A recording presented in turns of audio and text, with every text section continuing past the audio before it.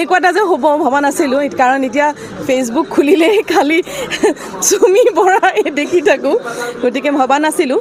আৰু যদি তেওঁ দোষী সাব্যস্ত হয়, নিশ্চয় আইন আছে, আইনে নিজৰ ব্যৱস্থাখিনি গ্ৰহণ কৰিব। কিন্তু মই ভাবোঁ তাৰ আগতে আমি নিজে সচেতন হোৱাটো খুব জৰুৰী, সাংঘাতিক জৰুৰী। আৰু এনেকুৱা ঠগ প্ৰবঞ্চকৰ জালত নপৰিলে ভাল। আৰু মই এটা কথাই ক'ম, নিজে যদি নিজৰ ধন আছে আপোনালোকে এই সৰুকৈ LIC এটা কৰক, SIP এটা কৰক, শুবলৈ পাৰিব, এটলিষ্ট টোপনিটো ভাল আহিব।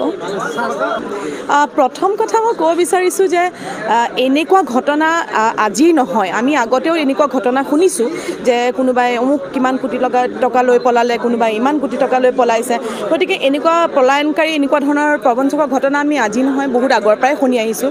গতিকে মই ভাবোঁ আচলতে আমাৰ দায়িত্ব, আমি নিজে দায়িত্বশীল হোৱাটো খুব দৰকাৰী। পটককৈ নিজৰ সাঁচতীয়া ধনখিনি তেনেকৈ কাৰোবাক নজনাকৈ, বেকগ্ৰাউণ্ড নজনাকৈ আগবঢ়াই দিয়াটো আমাৰ ভুল আচলতে।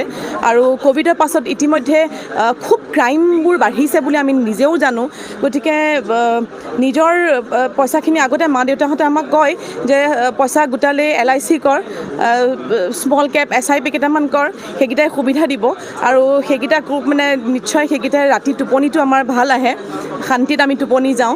গতিকে যিখিনি এতিয়া ধন বিনিয়োগ কৰিছে তেওঁলোকৰ কষ্টৰে ধন, যিখিনিয়ে নহওক কিয়, পইচাখিনি যেতিয়া বিনিয়োগ কৰিছে, আজি তেওঁলোকৰ নিশ্চয় এটা মেণ্টেল তেওঁলোকৰ এটা চলি আছে, মানসিকভাৱে তেওঁলোকো কষ্টত আছে। গতিকে সেইকাৰণে আমি এইটো শিক্ষা লোৱা দৰকাৰ যে এনেকৈ পটককৈ নিজৰ ধনখিনি আগবঢ়াই দিয়াৰ আগতে 10 বাৰ ভবাটো দৰকাৰ। আৰু কুইক মানি লৈ আচলতে একো লাভ নাই, লোভে পাপ আচলতে নহয়। গতিকে সেই কুইক মানিৰ ক্ষেত্ৰত গৈ আমি এনেকুৱা ধৰণৰ কেতিয়াবা ভুল কাম কৰোঁ। আৰু তেনে ক্ষেত্ৰত এনেকুৱা ধৰণৰ ধৰক ঘটনাবিলাক ঘটে, এই প্ৰবঞ্চকৰ যিটো ঘটনা এতিয়া